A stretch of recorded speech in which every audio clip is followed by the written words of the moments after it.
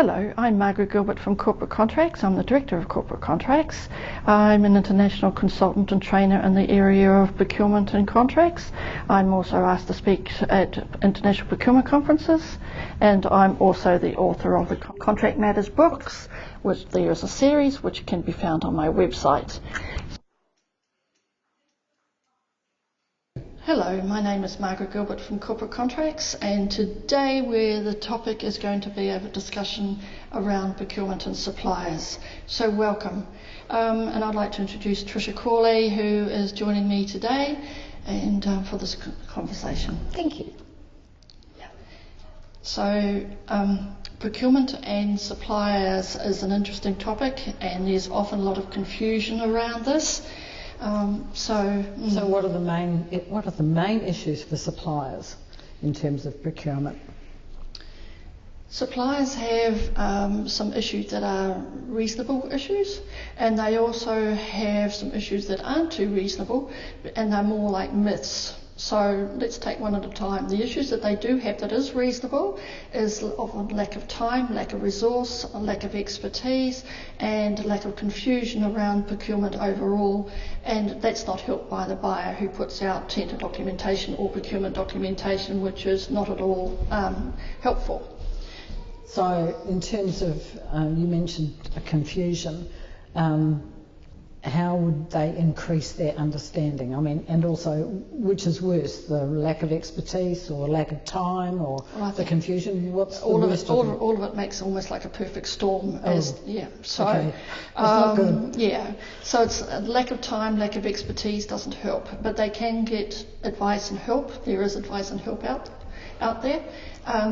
They cannot necessarily help themselves or sort themselves in terms of the lack of understanding. I mean, they've just got to gain an understanding and realise that procurement is a paper exercise, and yes, they are probably experts in their technical field, but they actually have to show just more than technical information. They have to provide commercial information. So. Yes, in their tender responses, they've got to actually answer the things that the buyer is asking for. Right. And answer all questions, not just part of all the questions. Even when they sound stupid, or why would they want to know that? Right. I think some suppliers might have difficulty with some of that stuff. Yes. So that's really part of their understanding, is they need to really take on board what the buyer is asking for in the tender documentation. Yeah. So how can they increase their understanding of this process? I think sometimes the confusion is around why is the buyer asking for some of this stuff. Can you clarify that? Yes. What they can do is actually ask a question as to what the buyer means. I've also got to recognise that in the tender process, though, if they ask the question, is that the buyer will provide the answer to all bidders. It won't be just back to the person who asked the question. So don't assume that the question is going to be private between the buyer and the supplier, because it won't, because of the need for transparency. Yeah, and that makes a level playing field for all the bidders. I mean, is there anywhere where a supplier can go to increase their understanding of the procurement process? Is there training out there, or is it something they pick up as they go along? It's often more what they pick up as they go along, and often that's why their win-lose ratio is not necessarily going in the right direction, because they are just assuming that they know and not really getting the training that they possibly need. And it's a part of the bring back to myths that we mentioned before about part B of your question, is that the myths are from the suppliers that is wrong, is that the decision is made beforehand, that the incumbent will always be re-awarded the contract, which is not true, that they can influence the decision when they can't. There's only two ways they can influence the decision. One is in terms of making sure that the proposal response answers all the questions and is compliant.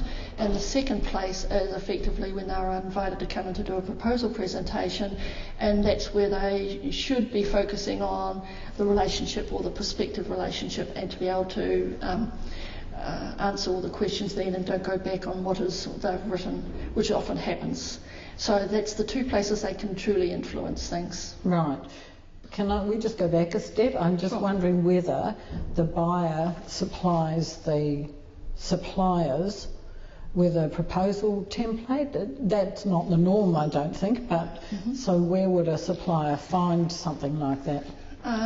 Sometimes buyers do provide a template for them to operate to, and sometimes they don't. And if they don't, then they need to be able to put together a proposal response that basically covers off everything that was in the scope of work. It could be useful for a supplier to have a proposal template, and I'm not a great fan of proposal templates, but only from the perspective of having a document that basically allows them, every time they decide to respond, that 80% of what they need is already prepared and done, so then they can just focus on the specific scope of work, which will be different each time. Okay, so generally buyers would be asking for commercial information. Correct. Which, of course, it's up to the buyer to keep that as commercially sensitive and not share it. Yes. And one way to solve that from the supplier side is they put the words commercial in confidence on their proposal response, which means that the buyer cannot just sort of discuss treat it lightly. Treat it lightly. Yeah. So that's really important, because suppliers want to know that whatever they're going to put in there that's commercially sensitive to them is going to be kept confidential. Yes. And then the scope of work is more around the technical requirements of the goods or services being requested. Yeah, the scope of work is primarily what the buyer is looking for, and it should be specific and clear and concise, but unfortunately not always the case. So it makes it difficult for the supplier to respond if there's a vague scope of work. That can be quite tricky. What happens if there's no scope of work? I mean, how do you respond to something that has nothing attached to it? Well, perhaps sometimes it's a good decision not to respond at all, and I would take that line, and if there was no specific scope of work at all, or no scope of work, because that's impossible. Yeah, you can't do that. That then becomes more of an expression of interest, doesn't it? But it's not helpful to either side, really. Indeed. So in terms of you mentioned a proposal presentation, what are the key things that a supplier needs to have for that? Right. Well, they need to prepare for a proposal presentation like they do for anything else, since that is the only other aspect of the whole process that they can have some input into, in terms of being able to, allow the buyer to make a proper decision. The idea is that you should be able to speak to your proposal response, but equally provide some commercial information about how long they've been in business. And what they're really wanting to do is to be able to make a connection with the buyer. And you've only got an hour to do it and 20 minutes to speak to your proposal response. So you really got to have your key messages and to understand what it is that you want to get across. And then the buyer may ask a whole bunch of questions. Correct. So how do they prepare for that? Is this just something they've got to have their key people in that meeting? That's right. The key people is important to be there. And the idea also is that if you're going to take 3 or 4 people into that proposal presentation, is that you've done a practice beforehand, that you know what you're going to say and who's going to say it, and you don't want your own people arguing in front of the buyer, which has been known to happen. And so that's not helpful either. So you really want to come across as being together and interested as what the buyer is looking for, and to be able to ask questions just like the buyer can ask questions. And before you leave after the hour, you really need to be asking questions of the buyer as well, and knowing and just trying to make that connection. And in terms of sort of saying, yes, we're interested here, we've done our homework, etc. How important is it for the supplier to have one of their key decision makers, like an executive management team member, as part of that presentation? Is that important? In some cases it could be. It depends on the expenditure level, I guess. And but often they're not. Chief executives or management is not involved until perhaps later on in the piece, in terms of like negotiation, for example. Okay.